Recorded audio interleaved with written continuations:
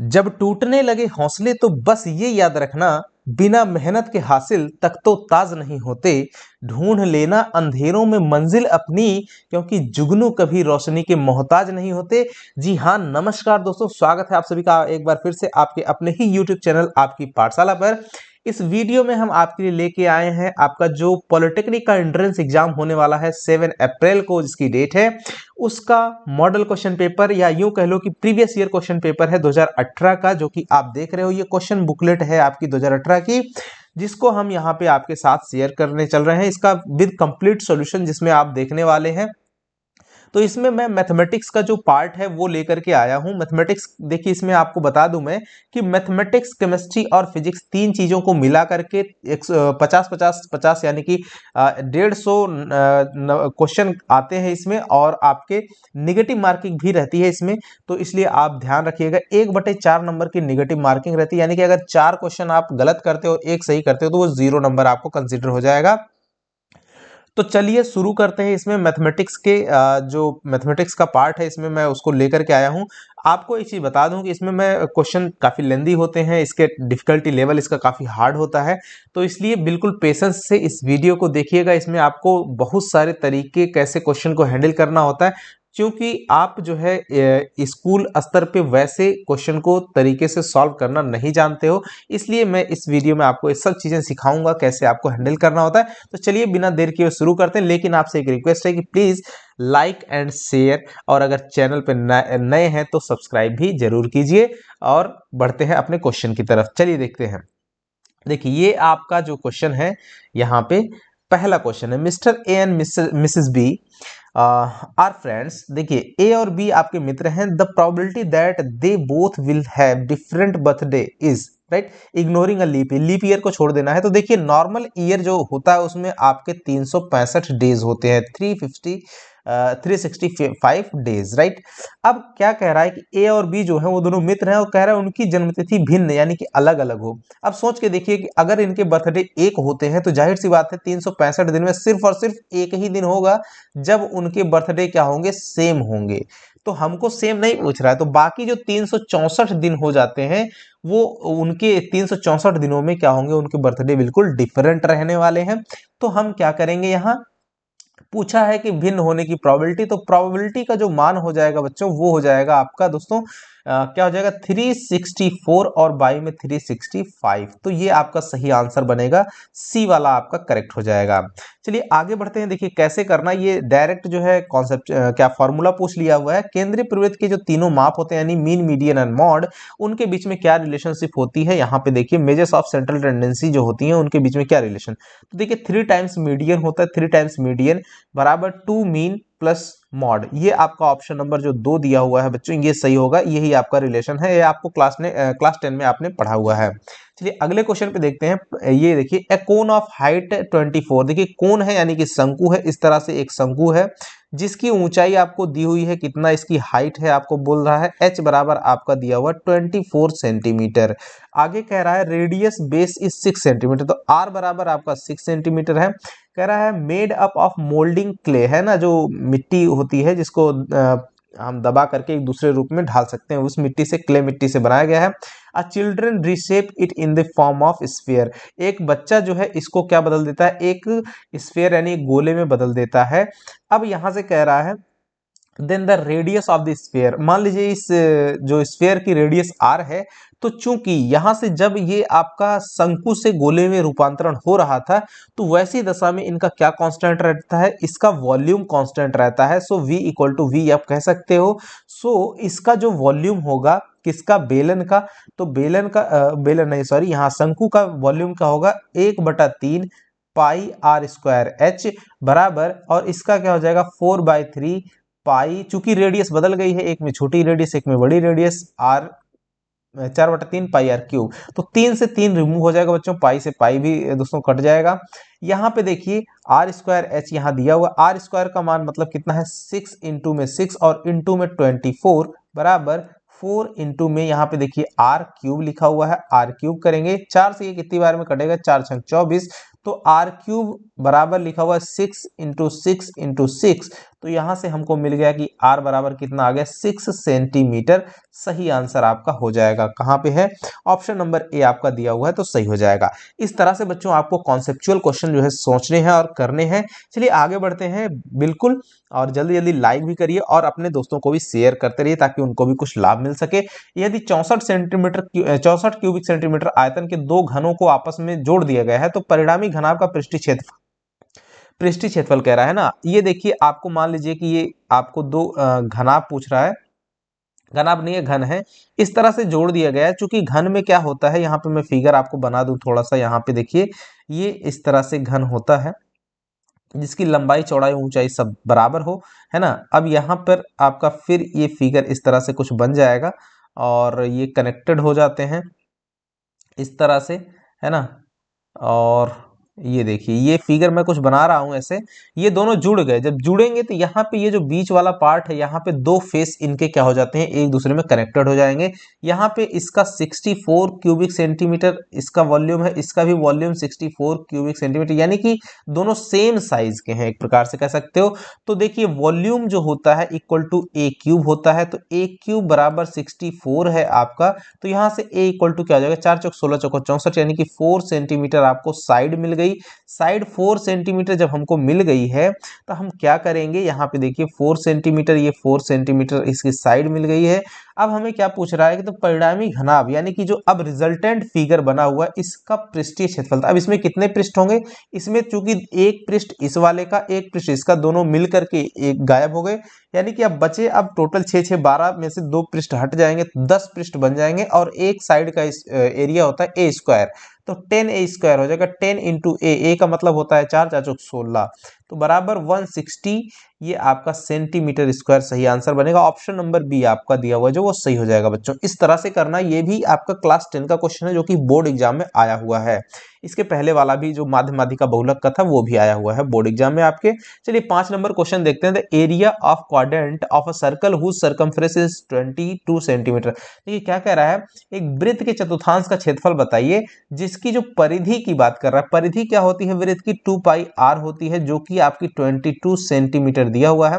तो यहां से 2 × 22/7 आप लिखिएगा, इंटू में r बराबर 22, तो 22 से 22 डिवाइड हो जाएगा, तो यहां से r बराबर हो जाएगा 7/2 सेंटीमीटर। अब हमको क्या करना है, इस r का यूज करके आप एरिया निकालना है।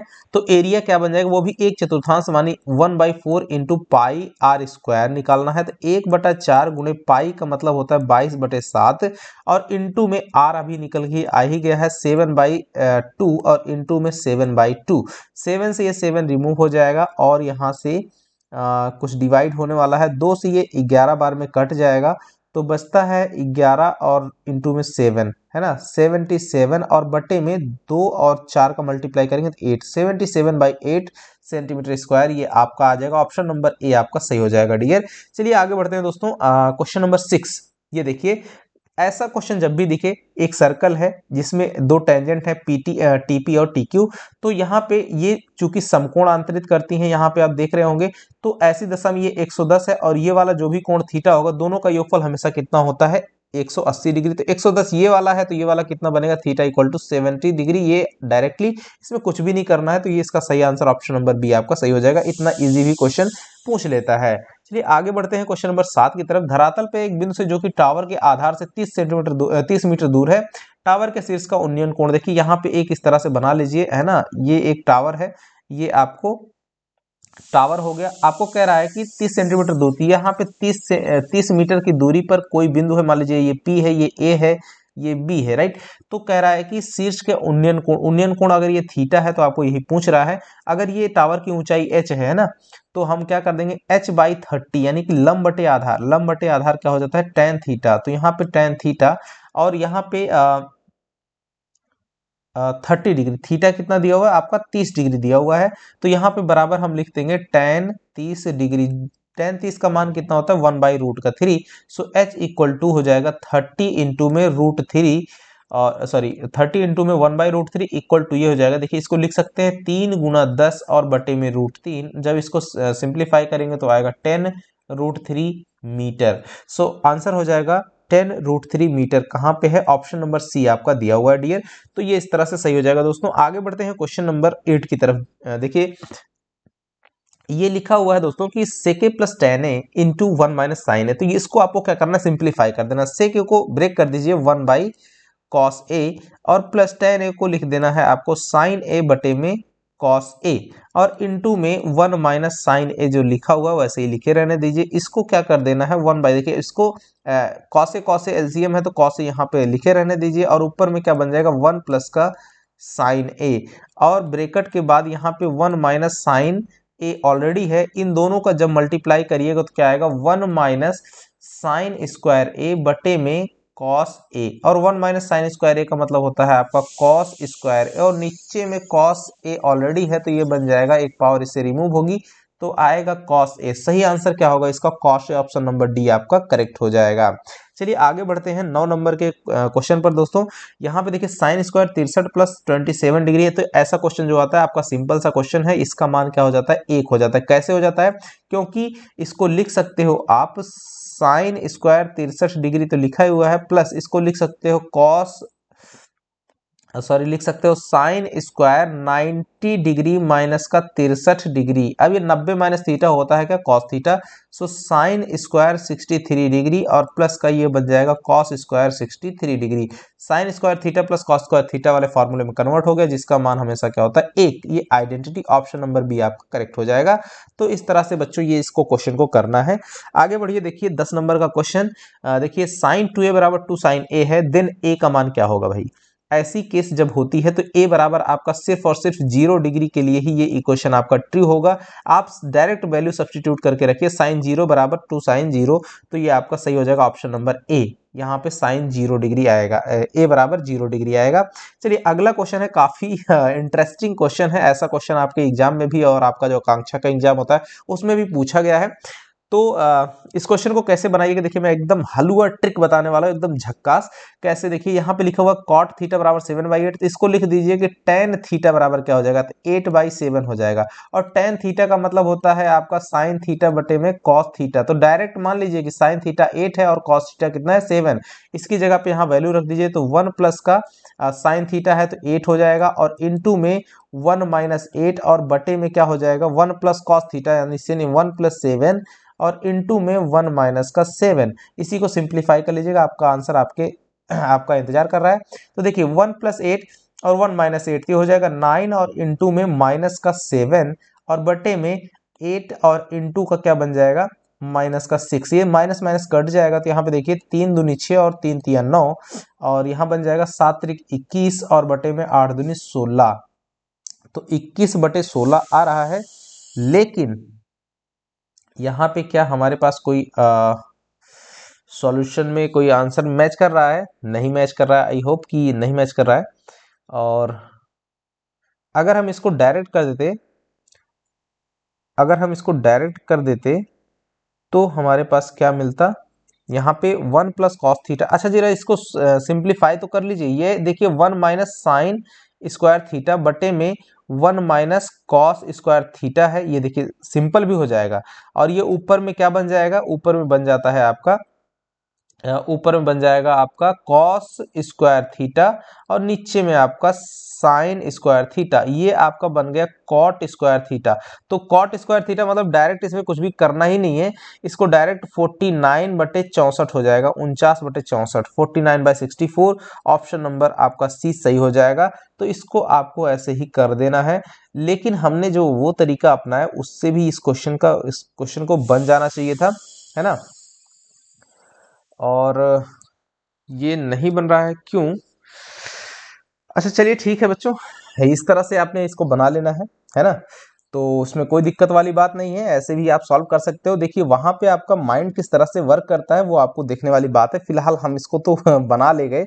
और एक जो तरीका मैं ये बता रहा था ये भी तरीका था, लेकिन यहाँ पे ये जो चीज़ दी हुई है ये काफ़ी इजी है, इसलिए थोड़ा सा आप पेशेंस मार करके एक बार उसको नज़र घुमा के देख जरूर लीजिएगा, है ना? तो चलिए फिलहाल 49/64 इसका सही आंसर हो जाएगा। और ऐसे में भी क्वेश्चन का आंसर आना चाहिए, लेकिन हमसे मिस्टेक हो रही है वो चलिए बाद में देखेंगे, चूंकि वीडियो बहुत लॉन्ग हो जाएगा। आगे देखते हैं ये वाला क्वेश्चन। देखिए 12 नंबर है question, the value of k if the point this and this are collinear. देखिए तो आपको बताया थे मैंने कि अगर 3 पॉइंट इस तरह से कोलिनियर है तो आपको क्या करना है, जैसे ये आपके 3 बिंदु हो गए, ए हो गया, बी हो गया और यहाँ पे सी हो गया, ये आपका ए हो गया, ये बी हो गया।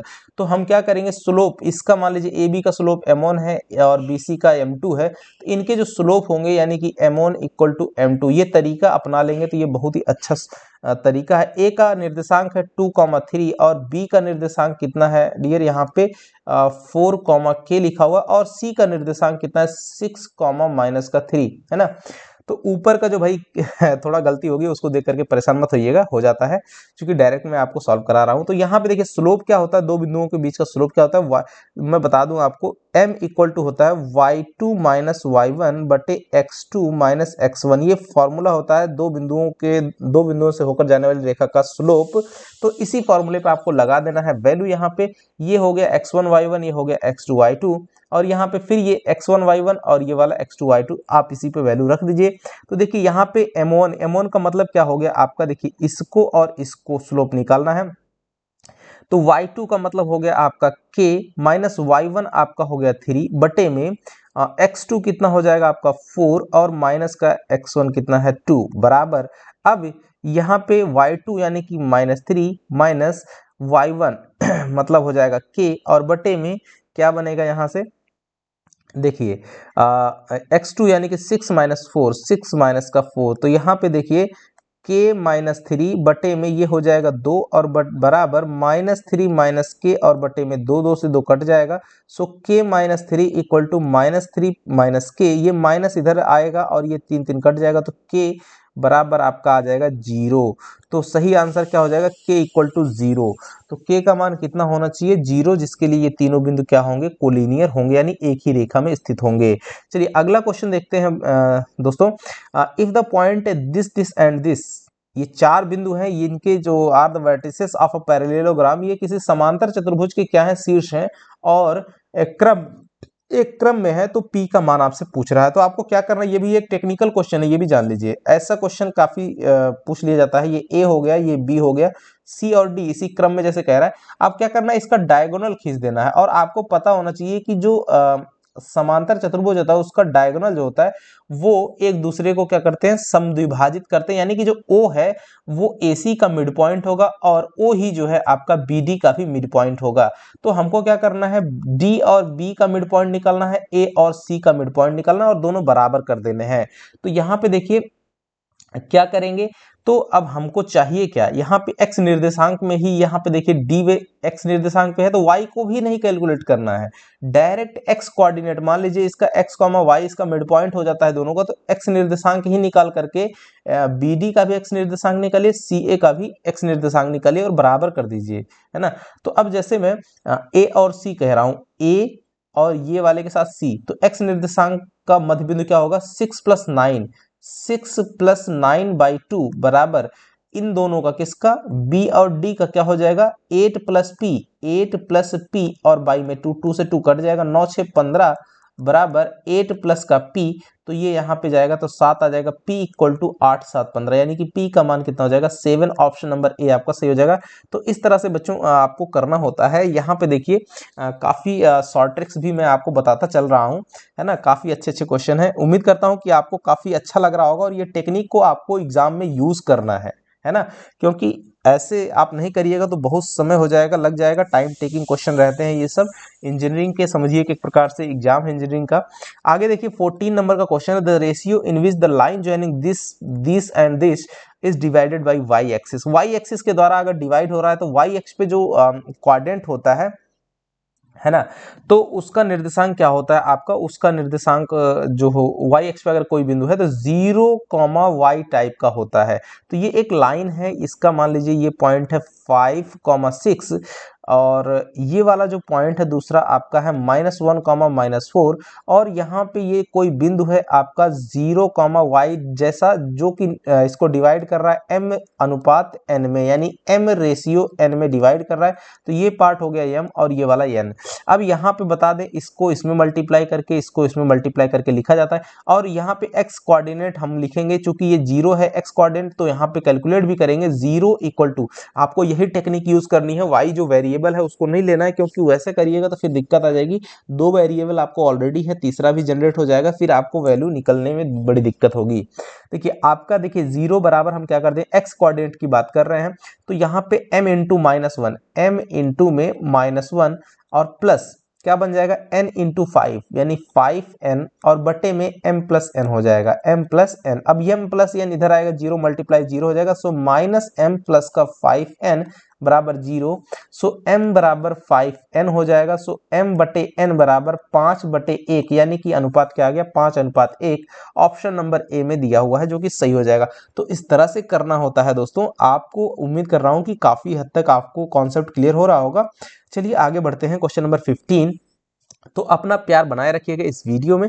बढ़ते हैं अगला, ABC BD 2 इक्विलेटरल ट्रायंगल्स हैं, है ना। इक्विलेटरल का मतलब 2 समबाहु त्रिभुज इस प्रकार हैं कि BC का मध्यबिंदु D है और त्रिभुज ABC BD का क्षेत्रफल का अनुपात आपको पूछ रहा है ना। अब आपसे यहाँ पे हम बना रहे हैं, ये देखिए एक त्रिभुज इस तरह जैसे कह रहा है क्वेश्चन में वैसे आप बना लीजिए जल्दी जल्दी, है ना। यहाँ पे बोल रहा है ABC और BD 2 समबाहु त्रिभुज इस प्रकार है, BDE, और हमने यहाँ पे बना लिया। ए है ये वाला बिंदु है, ये बी है और ये सी है ना। और क्या कह रहा है, बीसी का मध्य बिंदु जो है आपका डी है, तो यहाँ पे एक बिंदु मैंने डी यहाँ पे ले लिया है और कह रहा है त्रिभुज एबीसी। अब यहाँ पे बनाना है, बीडीई भी एक त्रिभुज है। इस प्रकार है कि बीसी का मध्य बिंदु डी है, बीडीई, तो ई कहाँ पर होगा, ई तो इस वाले त्रिभुज में कहीं लाइन नहीं है, तो इसका मतलब कहीं बाहर में ही होगा, और ये भी समबाहु है, तो यहाँ पे इस तरह से आप इसको ज्वाइन कर लीजिए। अगर इसकी भुजा x है, ये x है, तो ये पूरी भी x होगी, तो ये x/2 होगी और ये भी x/2, तो ये भी x/2, ये भी x/2, राइट। अब यहाँ पे आपको पता चल गया, यानी कि जो छोटा त्रिभुज है BDE उसकी प्रत्येक भुजा x/2 है, और जबकि बड़े वाले की भुजा कितनी है, x है, राइट। तो अब √3/4 इंटू एक्स स्क्वायर और बटे में अनुपात की बात कर रहा हूं मैं, है ना। ABC और BDE का अनुपात है ना, ABC का जो एरिया होगा और बटे में BDE इसका जो एरिया होगा, इनका रेशियो में निकाल रहा हूं। देखिए होता क्या है, √3/4 और इंटू भुजा का स्क्वायर, तो यहाँ पे फिर √3/4, तो ये इससे कट जाएगा, और इंटू में भुजा कितनी है, x/2 का होल स्क्वायर बराबर x² बटे में x² बटे में 4, ये इससे कट जाएगा, ये 4 ऊपर में चल जाएगा, तो बटे बनेगा 4/1, यानी कि 4:1 आपका सही हो जाएगा, ऑप्शन नंबर सी, राइट। तो इस तरह से ये क्वेश्चन सॉल्व किए जाते हैं दोस्तों। आगे बढ़ते हैं 16 number question, if the first and the last term, है ना। आप एक चीज ध्यान रखिएगा, यहाँ पेज नंबर 6 पे मैं इसका समापन कर रहा हूँ, यानी इसको छोड़ रहा हूँ। इसके आगे का जो वीडियो होगा आपको पेज नंबर 6 वाले से ही, यानी इसके आगे का जो क्वेश्चन नंबर 16 के बाद 17 नंबर के क्वेश्चन से ही आपको सॉल्यूशन देखने को मिलेगा इसका पूरा कंप्लीट। तो ठीक है बच्चों, इस वीडियो को मैं यहाँ पे 16 नंबर वाले क्वेश्चन को बताने के बाद मैं इसको फिनिश करूंगा, है ना। एक समांतर श्रेणी में प्रथम पद और अंतिम पद दिया हुआ, ये प्रथम पद यानी कि ए का मान है, और ये आपका लास्ट टर्म है, ये क्या है आपका एल है। तो समान अंतराल यानी कि 9 जो है वो आपका क्या है, डी है। यहाँ पे देख लीजिएगा, कॉमन डिफरेंस की बात कर रहा है जिसको कह रहे हैं, तो डी ये सब दिया हुआ है, तो एल बराबर होता है a प्लस n-1 इंटू में डी, सब वैल्यू रख दीजिए, 350 बराबर 17 प्लस n-1 और इंटू में 9, तो यहाँ से इसको 17 इसमें सब्ट्रैक्ट कर दीजिए, 350 में 17 घटा दीजिए, कितना बचेगा, यहाँ पे 3 बन जाएगा, और यहाँ पे 4 और 1, यहाँ पे फिर 3 और 3, 3 3 3 और इंटू में 9 और n-1, है ना। तो 333 और 7 40 50, ठीक है। तो अब ये क्या 9 से कटेगा, 9 3 17, 9 4 36, 9 3 27 और 27, 8 5 13, 7 7 6 13 63, 963, हाँ 9 से कट जाएगा, 9 1 के 9, 9 3 27 हो जाएगा, और 63 9 7 63 37 आ जाएगा, तो n-1, तो n-1 बराबर आपका 37 आ गया, तो n बराबर आपका कितना हो जाएगा, -1 उधर जाएगा, 38 आ जाएगा। तो ये आपका सही आंसर हो जाएगा, n = 38। तो पदों की संख्या कितनी है बच्चों, इसमें 38 पद होंगे। तो ठीक है बच्चों, आई होप कि आपको ये काफी ठीक ठाक लगेगा, और आप इस वीडियो को अपना प्यार दीजिएगा, जैसा आपका प्रेम रहेगा वैसे ही आपको फिर आगे के वीडियोस प्रोवाइड होते रहेंगे। ठीक है बच्चों, so enjoy, let's enjoy, and thank you for watching this video. धन्यवाद।